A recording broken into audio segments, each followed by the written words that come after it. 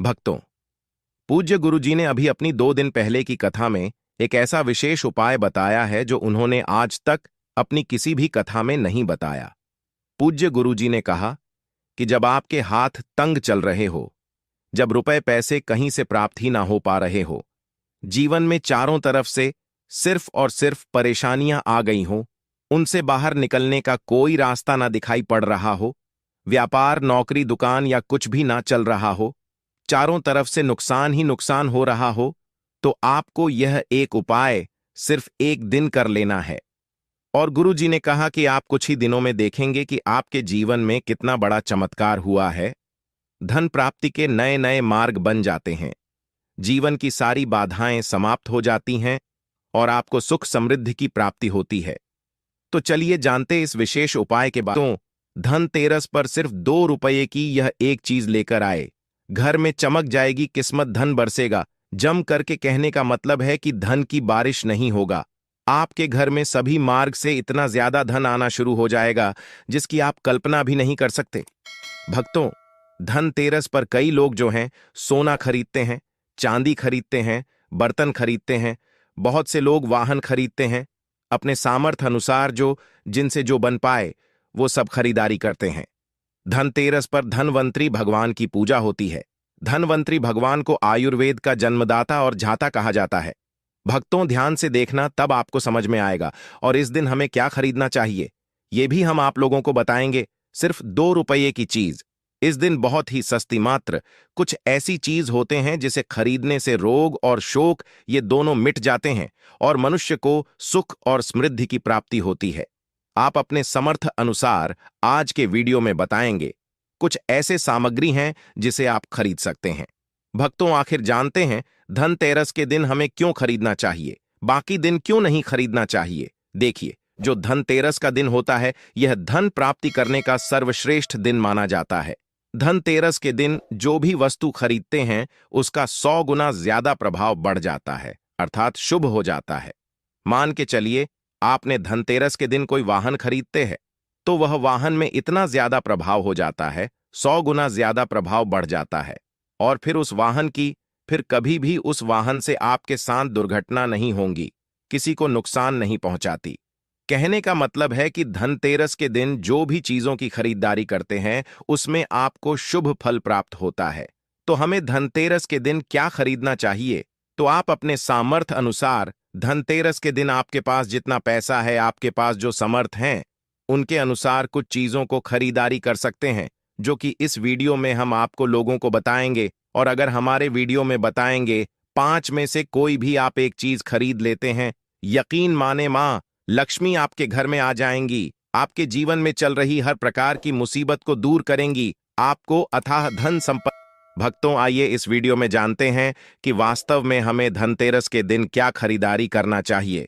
हम 5 चीज बता रहे हैं, आपके घरों के आसपास में ये चीज मिल जाए तो खरीद लेना। आप अपने समर्थ अनुसार खरीद सकते हैं। अभी तक कमेंट बॉक्स में जय मां लक्ष्मी नहीं लिखे तो जय मां लक्ष्मी जरूर लिखना। और जो बहन हमारे वीडियो को देख रहे हैं, माताएं बहनें, आप जो कमेंट बॉक्स में हैप्पी धनतेरस जरूर लिखना। तो सर्वप्रथम जो है कमल का बीज, ध्यान से सुनना। कमल के फल को जो है निकालने के बाद इससे कमल का बीज निकलता है, जिसे हम कमल गट्टे बोलते हैं, कमल गट्टा भी बोलते हैं। तो इसके अंदर से जो बीज निकलता है उनकी माला बनती है, जिसमें मां लक्ष्मी को सिद्ध करने के लिए इनके माला का जाप किया जाता है। तो देखिए, जो कमल के घटके होती हैं यह मां लक्ष्मी को बहुत पसंद है। कमल का जो बीज होता है मां लक्ष्मी को बहुत पसंद है। तो एक काम करना, धनतेरस के दिन धनवंतरी महाराज को और मां लक्ष्मी को 5-5 बीज आपको को कमल का बीज समर्पित कर देना।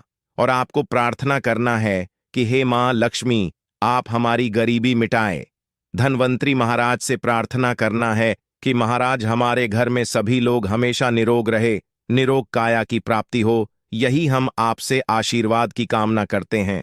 इस प्रकार से प्रार्थना करते हुए कमल का बीज इस दिन खरीद करके लाइए मां लक्ष्मी तथा धनवंतरी महाराज को समर्पित कर सकते हैं। आजीवन आप निरोग रहेंगे और आपके जीवन में धन का कमी नहीं होगा, क्योंकि इस समय में सभी दिव्य शक्तियां जागृत अवस्था में होती हैं। धनतेरस के दिन और आपकी पुकार सीधा मां लक्ष्मी और धनवंतरी महाराज तक के पहुंचती हैं। इसके बाद है औषधि।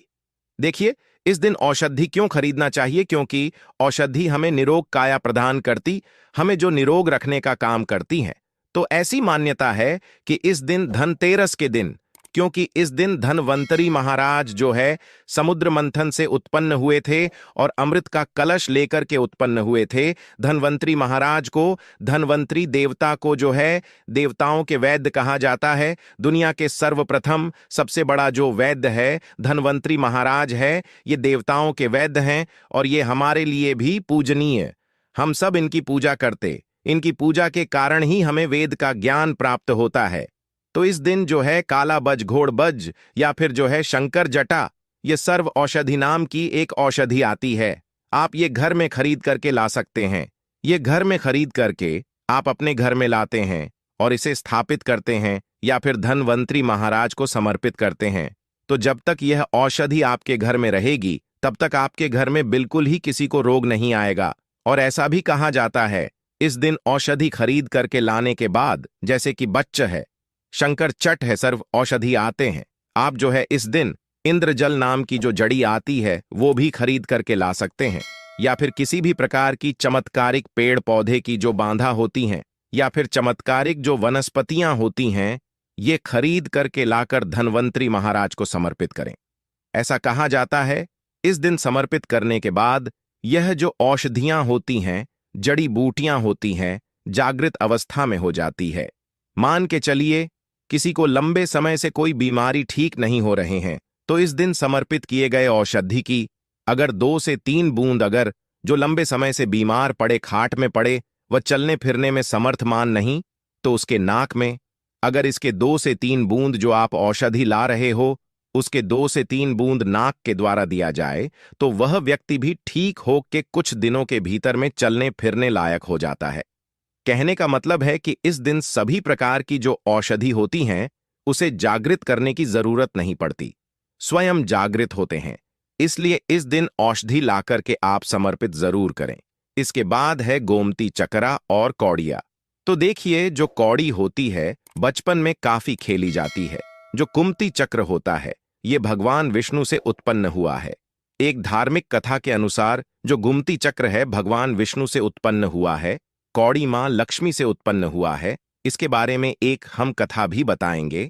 तो इस दिन आप अपने सामर्थ्य अनुसार 5 गुमती चक्र और 5 कौड़ी जरूर लाना। पीली कौड़ी जरूर लाना। पीली कौड़ी को मां लक्ष्मी का बहन कहा जाता है, क्योंकि मां लक्ष्मी भी समुद्र मंथन से उत्पन्न हुई, समुद्र से उत्पन्न हुई है और कौड़ी भी समुद्र से उत्पन्न हुई है। ऐसा कहा जाता, जिस स्थान में कौड़ी हो वहां पे मां लक्ष्मी स्वतः खींची चली आती है। जिस प्रकार जो चुंबक होता है लोहे को अपनी तरफ आकर्षित करने का काम करता है, उसी प्रकार जो ये कौड़ी है यह मां धन लक्ष्मी को अपनी तरफ आकर्षित करता है। भक्तों, हमारे सनातन धर्मशास्त्र कहते हैं कि इस दिन गोमती चक्र और कौड़ी मां लक्ष्मी को जरूर समर्पित करना चाहिए। गोमती चक्र समर्पित करने से जो गोमती चक्र का स्वाभाविक स्वभाव है कि आपके जीवन में चल रही परेशानी को समाप्त करते हैं। गोमती चक्र का सरल प्रभाव है, ये स्वयं प्रभाव दिखाते हैं। जिस घर में गोमती चक्र रखा हो उस घर में किसी भी प्रकार का बाधा नहीं आने देता है। तो गोमती 5 आपको गोमती चक्र लेना है और 5 आपको पीली कौड़ी लेने हैं।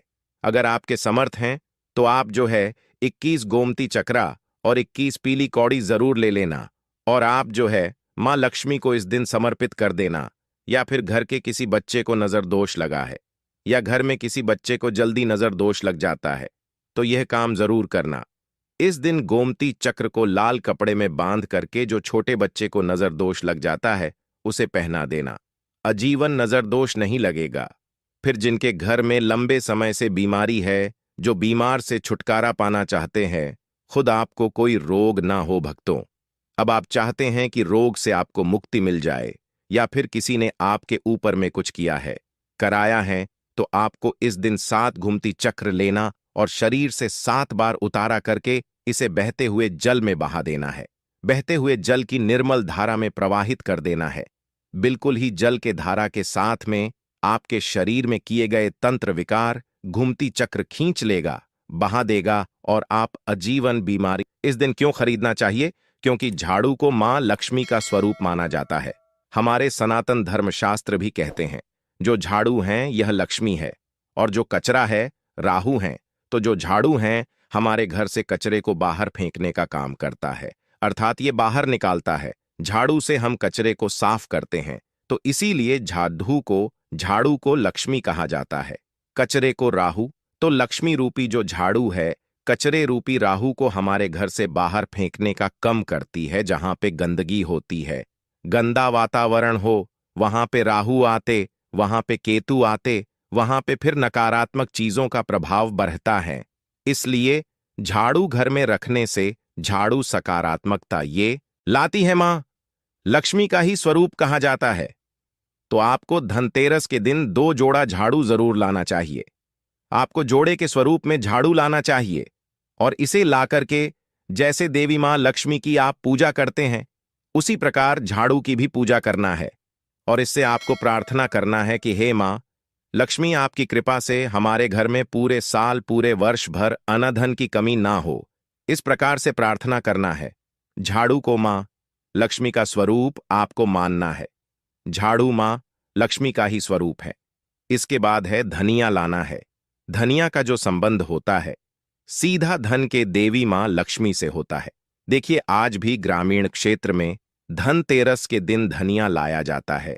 ऐसा माना जाता है धनतेरस के दिन कोई व्यक्ति घर में धनिया खरीद करके लाता है और इसे बोते हैं, तो ऐसे व्यक्ति के जीवन में जैसे जैसे धनिया का मेन उगना शुरू होता है वैसे वैसे ऐसे व्यक्ति की जीवन में चल रही परेशानी है, चाहे धन संबंधी परेशानी हो, चाहे किसी भी प्रकार का परेशानी, वो परेशानी दूर हो जाती है।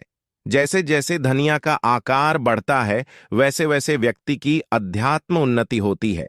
तो कैसा करना होता है प्रयोग? तो आपको बाजार से एक मुट्ठी धनिया खरीद करके लाना है। आप चाहते तो 1 किलो भी खरीद करके ला सकते हैं, लेकिन उपाय बता रहे हैं उसमें आपको एक मुट्ठी धनिया चाहिए।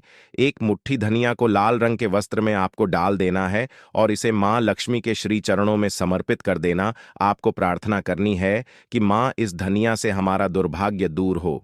इस प्रकार से प्रार्थना करते हुए कुछ धनिया आपको अपने घर के मसाले में डाल देना है पीस करके, और कुछ धनिया को आपकी जो है जमीन में बो देना है। जैसे जैसे धनिया उगना शुरू होंगे वैसे वैसे आपकी प्रगति होना शुरू हो जाता है। फिर ये लगाए हुए धनिया को, जो कच्चे धनिया होता है, आपको इसे आप जो सब्जी के रूप में आप इसका प्रयोग कर सकते हैं। आप इसे खाना चटनी में भी बना करके आप इसे खा सकते हैं। जैसे जैसे आप इसे खाना शुरू करेंगे, जैसे जैसे करेंगे, आपके जीवन में अध्यात्म उन्नति होना शुरू हो जाएगी। भक्तों देखिए, हमने 5 उपाय बताए, सबसे सरल उपाय बताए हैं। जिस उपाय से आपका भला होगा, आपका कल्याण होगा, तो आप अपने सामर्थ्य अनुसार 5 में से कोई भी एक वस्तु अपने घर में जरूर खरीद करके लाना।